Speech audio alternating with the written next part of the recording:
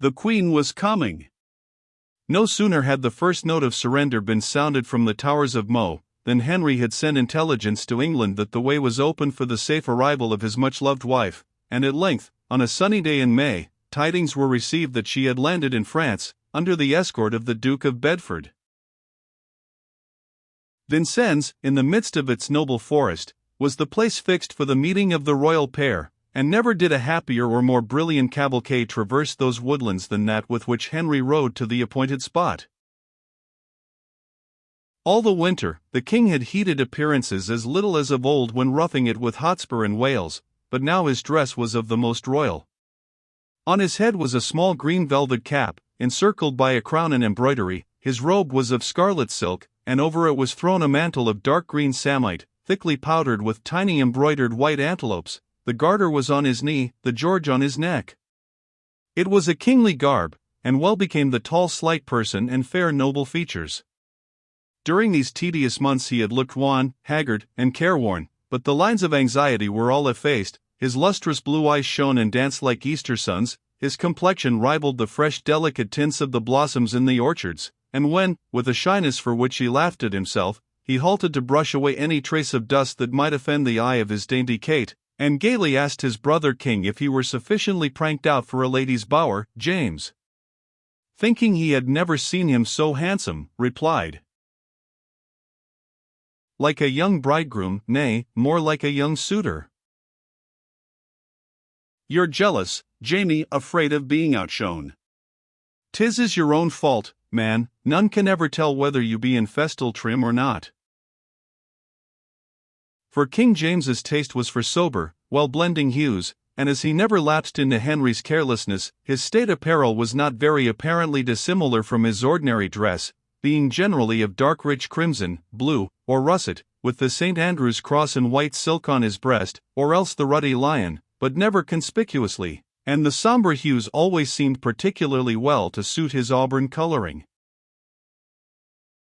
Malcolm, in scarlet and gold, was a far gayer figure, and quite conscious of the change in his own appearance, how much taller, ruddier, and browner he had become, how much better he held himself both in riding and walking, and how much awkwardness and embarrassment he had lost. No wonder Esclarement had despised the sickly, timid, monkish schoolboy, and if she had then shown him any sort of grace or preference, what would she think of the princely young squire he could now show her, who had seen service, had proved his valor, and was only not a knight because of King Henry's unkindness and King James's punctilio, at any rate, no child to be browbeaten and silenced with folly about cloistral dedication, but a youth who had taken his place in the world, and could allege that his inspiration had come through her bright eyes. Would she be there? That was the chief anxiety, for it was not certain that either she or her mistress would risk themselves on the continent, and Catherine had given no intimation as to who would be in her suite, so that, as Henry had merrily observed, he was the only one in the whole party who was not in suspense, except indeed Salisbury, who had sent his commands to his little daughter to come out with the Queen. "She is come," cried Henry. "Beforehand with us, after all," and he spurred his horse on as he saw the banner raised, and the escort around the gate, and in a few seconds more he and his companions had hurried through the court, where the ladies had scarcely dismounted, and hastened into the hall, breaking into the seneschal's solemn reception of the Queen. "My Kate, my fairest, mine eyes have been hungry for a sight of thee." And Catherine, in her horned headgear and flutter of spangled veil, was almost swallowed up in his hearty embrace, and the fervency of his great love so far warmed her, that she clung to him, and tenderly said, "My lord, it is long since I saw you. Thou wert before me. Ah! Forgive thy tardy night," he continued, gazing at her really enhanced beauty as if he had eyes for no one else, even while with lip and hand, kiss, grasp, and word, he greeted her companions, of whom Jacqueline of Hainaut and John of Bedford were the most prominent. "And the babe? Where is he?" then cried he. "Let me have him to hold up to my brave fellows in the court." "The Prince of Wales," said Catherine. "You never spake of my bringing him." "If I spake not, it was because I doubted not for a moment that you would keep him with you. Nay, verily it is not in sooth that you left him. You are merely sporting with ewes. Truly, sir, said Catherine, I never guessed that you would clog yourself with a babe in the cradle, and I deemed him more safely nursed at Windsor. If it be for his safety. Yet a soldier's boy should thrive among soldiers, said the king, evidently much disappointed, and proceeding to eager inquiries as to the appearance and progress of his child, to which the queen replied with a certain languor, as though she had no very intimate personal knowledge of her little son. Other eyes were meanwhile eagerly scanning the bright confusion of veils and wimples, and Malcolm had just made out the tall head and dark locks under a long almost shrouding white veil far away in the background behind the Countess of Hainaut, when the Duke of Bedford came up with a frown of consternation on his always anxious face, and drawing King James into a window, said, "What have you been doing to him?" To which James, without hearing the question, replied, "Where is she?" "Joan? At home. It was the Queen's will. Of that another time. But what means this?" and he signed towards his brother. "Never saw I man so changed." "Had you seen him at Christmas you might have said so," replied James, "but now I see not amiss, I had been thinking I had never seen him so fair and comely." "I tell you, James," said Bedford, contracting his brows till they almost met ever his arched nose, "I tell you, his look brings back to me my mother's, the last time she greeted my father." "To your fantasy, not your memory, John. You were a mere babe at her death." "Of 5 years," said Bedford. "That face, that cough, have brought all back, the yearning look when my father was absent, and the pure rosy fairness that Harry and Tom cited so fiercely against one who would have told them how sick to death she was. I mind me too, that when our granddame of Hereford made us motherless children over to our grandsire of Lancaster, it was with a warning that Harry had the tender lungs of the Bohuns, and needed care. One deadly sickness he had at Kenilworth, when my father was ridden for post-haste. My mind misgave me throughout this weary siege, but his service held me fast at home, and I trusted that you would watch over him." "A man like him is ill to guide," said James, "but he is more himself now than he has been for months, and a few weeks' quiet with his wife will restore him. But what is this?" he proceeded in his turn, "why is the Lady Joan not here?" "How can I tell? It was no fault of mine. I even got a prim warning that it became me not to meddle about her ladies, and I doubted what slanders you might hear if I were seen asking your nightingale for a token." "Have you none? Good John, I know you have." John smiled his ironical smile, produced from the pouch at his girdle a small packet bound with rose-colored silk, and said, "The nightingale hath a plume, you see, and saith, moreover, that her knight hath done his devoir passably, but that she yet looks to see him send some captive giant to her feet.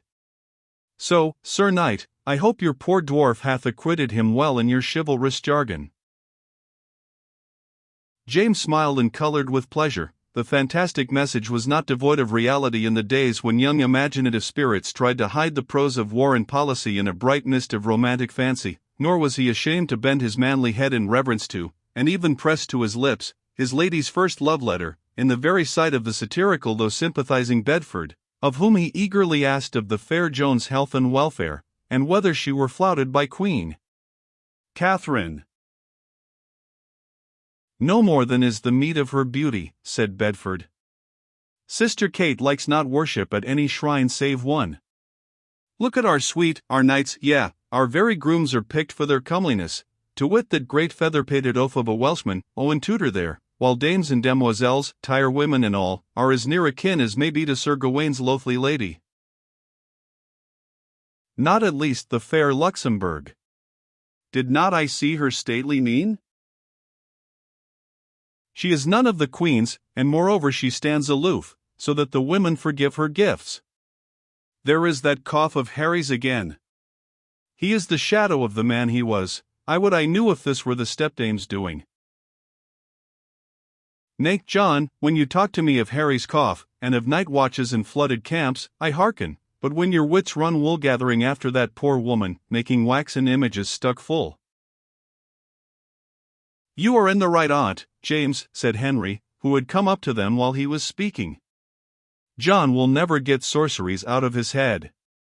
I have thought it over, and will not be led into oppressing my father's widow any more. I cannot spend this Pentecost cheerily till I know she is set free and restored to her manners, and I shall write to Humphrey and the council to that effect." And as John shrugged his shoulders, Henry gaily added, "Thou sayest what comes of a winter spent with this unbeliever Jamie, and truly, I found the thought of unright to my father's widow was a worse pin in my heart than ever she is like to thrust there." Thus then it was, that in the overflowing joy and goodwill of his heart, and mayhap with the presentiment which rendered him willing to be at peace with all his kindred, Henry forgave and released his stepmother, Joan of Navarre, whom common rumour termed the Witch Queen, and whom he had certainly little reason to love, whether it were true or not that she had attempted to weave spells against him.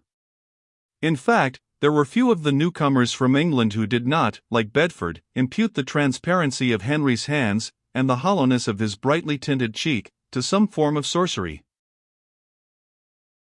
Meantime, Esclarmonde de Luxembourg, more beautiful than ever under a still simpler dress, had greeted Malcolm with her wonted kindness, adding, with a smile, that he was so much grown and embrowned that she should not have known him but for the sweet Scottish voice which he, like his king, possessed.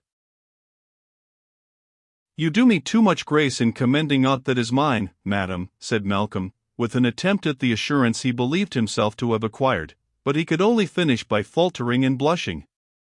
There was a power of repression about Esclarmonde that annihilated all his designs, and drove him back into his bashful self whenever he came into contact with her, and felt how unlike the grave serene loftiness of her presence was to the mere queen of romance, that in her absence her shadow had become. Alice Montague, returning to her side, relieved while disconcerting him.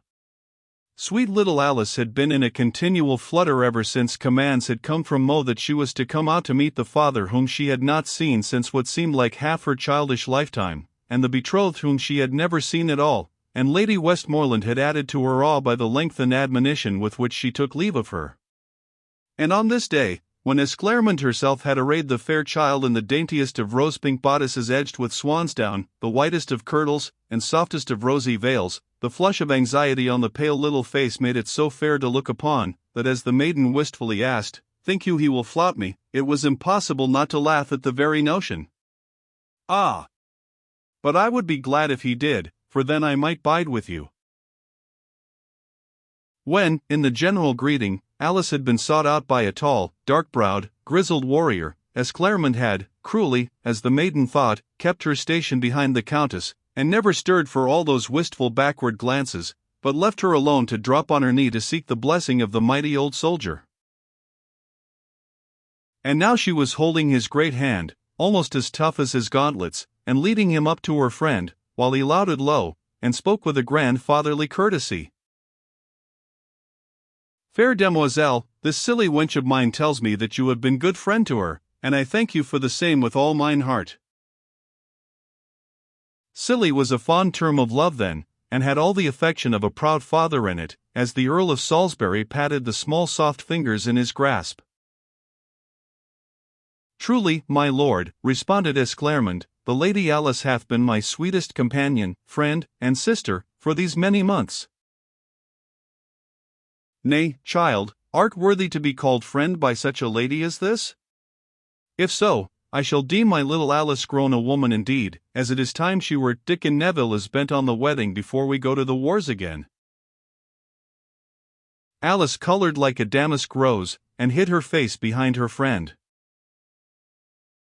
"Hast seen him, sweet?" asked Esclarmonde, when Salisbury had been called away. "Is he here?" "Yes, out there, he with the white bowl on his surcoat," said Alice, dreading to look that way.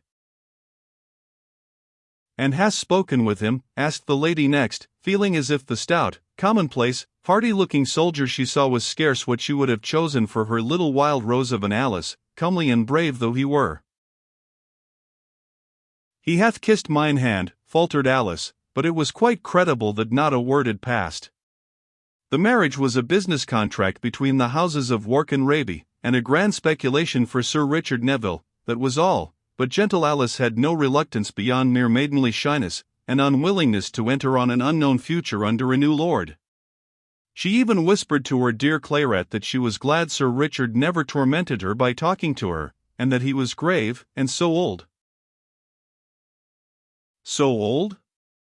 Why, little one, he can scarce be 27. And is not that old? Oh, so old, said Alice. Able to take care of me. I would not have a youth like that young Lord of Glenisky. Oh no, never. That is well, said Esclairmont, smiling, but wherefore put such disdain in thy voice, Alice? He used to be our playfellow, and he hath grown older and more manly in this year. His boyhood was better than such manhood, said Alice. He was more to my taste when he was meek, than now that he seems to say, I would be saucy if I durst. And he hath not the stuff to dare any way. Fie! Fie! Alice, you are growing slanderous. Nay, now, Clairette, own verily you feel the like. Hush, silly one, what skills it? Youths must pass through temptation, and if his king hindered his vocation, maybe the poor lad may rue it sorely, but methinks he will come to the right at last. It were better to say a prayer for his faults than to speak evil of them, Alice. Poor Malcolm! He was at that very moment planning with an embroiderer a robe wherein to appear, covered with flashes of lightning transfixing the world, and mottos around Esclairme's embrace.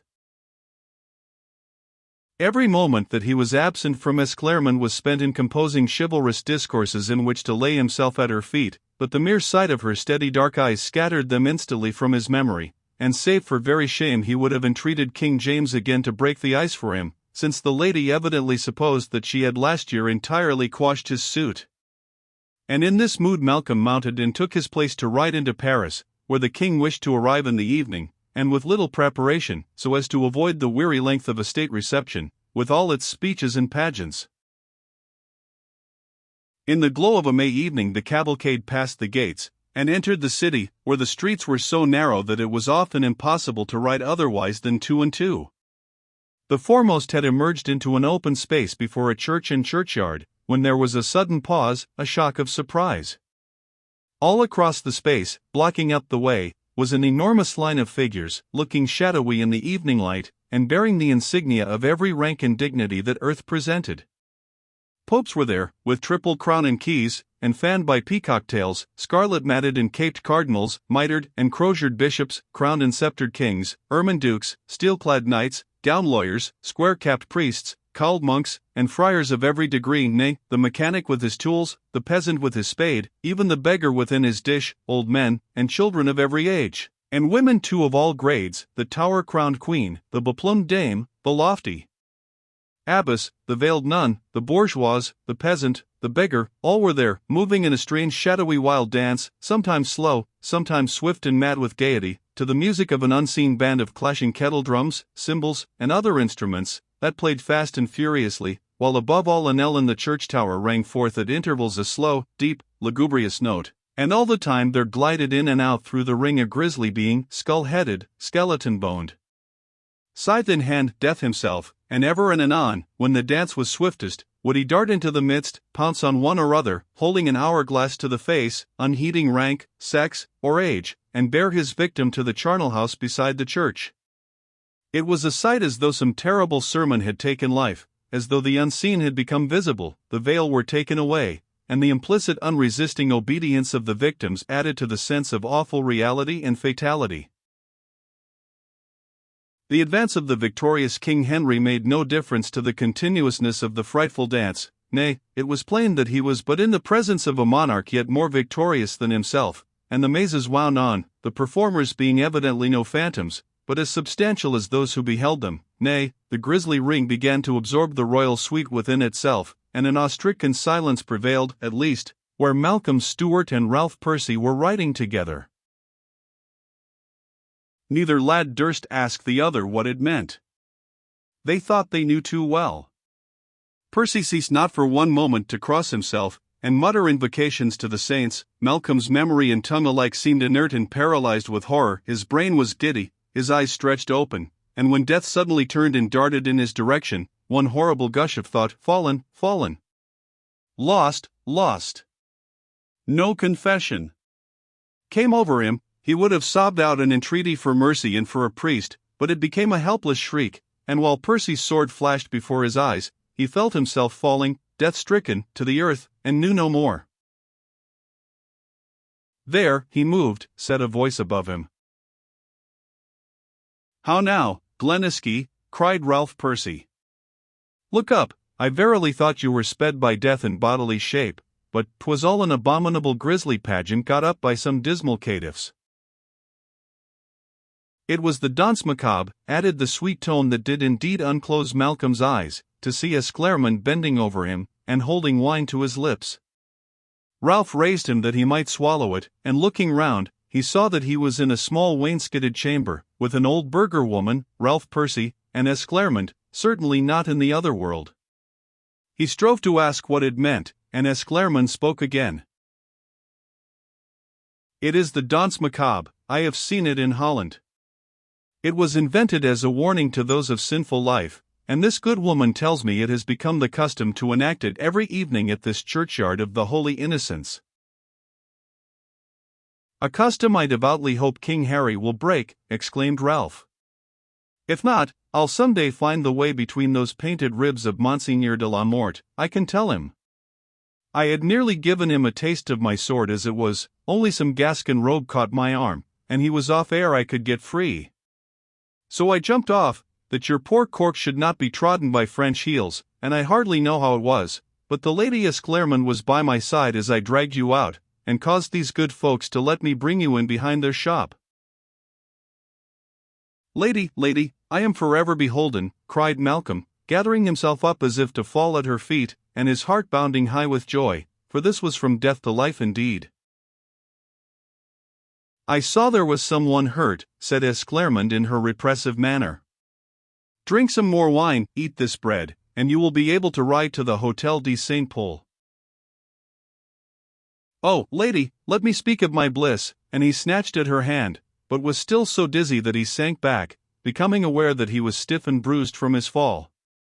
Almost at the same moment a new step and voice were heard in the little open booth where the cutler displayed his wares, and King James was at once admitted. "How goes it, laddie?" he asked. "They told me grim death had clutched you and borne you off to his charnel house, but at least I see an angel has charge of you." Esclairmont slightly colored as she made answer. "I saw someone fall, and came to offer my poor skill, sir, but as the Sieur de Glenisky is fast recovering, if you will permit Sir Nigel Baird to attend me, sir, I will at once return." "I am ready, I am not hurt." "Oh, let us go together," panted Malcolm, leaping up. Gentlemen," exclaimed the hospitable cutler's wife, "you will not away so fast. This gallant knight will permit you to remain. And the fair lady, she will do me the honor to drink a cup of wine to the recovery of her betrothed." "Not so, good woman," said Esclairmont, a little apart, "I am the betrothed of heaven. I only assisted because I feared the youth's fall was more serious than it proves." The bourgeois begged pardon, and made a curtsy. There was nothing unusual in the avowal the lady had made, when the convent was a thoroughly recognized profession, but Esclairmont could not carry out her purpose of departing separately with old Sir Nigel Baird. Malcolm was on his feet, quite ready to mount, and there was no avoiding the being assisted to her saddle by any but the king, who was in truth quite as objectionable a companion, as far as appearances went, for a young solitary maiden, as was Malcolm himself. Esclairmont felt that her benevolence might have led her into a scrape. When she had seen the fall, knowing that to the unprepared the ghastly pageant must seem reality, she had obeyed the impulse to hurry to the rescue, to console and aid in case of injury, and she had not even perceived that her female companions did not attempt to accompany her. However, the mischance could best be counteracted by simplicity and unconsciousness, so, as she found herself obliged to ride by the king, she unconcernedly observed that these fantastic dances might perhaps arouse sinners, but that they were a horrible sight for the unprepared. "Very like a dream becoming flesh and blood," said James. "We in advance were slow to perceive what it was, and then the king merely thought whether it would alarm the queen. I trow it did not. No, the thing has not been found that will stir her placid face. She merely said it was very lugubrious, and an ill turn in the Parisians thus to greet her, but they were always senseless bet, and he, being relieved of care for her, looked with all his eyes, with a strange mixture of drollery at the antics and the masks, yet of grave musing at the likeness to this present life. I think, said Esclarmonde, that King Henry is one of the few men to whom the spectacle is a sermon. He laughs even while he lays a thing to heart. These few sentences had brought them to the concourse around the gateway of the great Hôtel de Saint Paul, in whose crowded courtyard Esclarmonde had to dismount, and, after being handed through the hall by King James, to make her way to the ladies' apartments, and there find out, what she was most anxious about, how Alice, who had been riding at some distance from her with her father, had fared under the alarm. Alice ran up to her eagerly. "Ah, dear Clairette, and was he greatly hurt?" "Not much, he had only swooned for fright." "Swooned? To be a prince, and not have the heart of a midge! And how was it with you, you very wyvern for courage?" "With me? Oh, I was somewhat appalled at first, when my father took hold of my rein, and bade me never fear, for I saw his face grow amazed. Sir Richard Neville rode up on the other side, and said the hobgoblins should eat out his heart ere they hurt me, and I looked into his face as he said that, and liked it more than ever I thought to like any but yours, Clairette. I think my father was going to lead me to him and see whether the king needed someone to back him, but up came a French lord, and said 'twas all a mere show, and my father said he was glad I was a stout-hearted wench that had never cried out for fear, and that I was so pleased, that I never heeded the ugly sight any more. Aye, and when Sir Richard lifted me off my horse, he kissed my hand of his own accord." "This is all he has ever said to you," said Esclarmonde, smiling. "It is like an Englishman, to the purpose." "Yeah, is it not? Oh! Is it not better than all the fine speeches and compliments that Joan Beaufort gets from her Scottish king?" "They have truths in them too, child." "Aye, but too fine spun, too minstrel-like, for a plain English maid. The hobgoblins should eat out his heart ere they touched me," she repeated to herself, as though the saying were the most poetical concert sung on minstrel lover's lute. Death's dance had certainly brought this affianced pair to a better understanding than all the gayest festivities of the court. Esclarmonde would have been happy if no one had noticed her benevolence to the young Scot save Alice Montague, but she had to endure countless railleries from every lady, from Countess Jacqueline downwards, on the unmistakable evidence that her heart had spoken, and her grave dignity had less effect in silencing them than usual, so diverting was the alleged triumph over her propriety, well as they knew that she would have done the same for the youngest horseboy, or the oldest man-at-arms.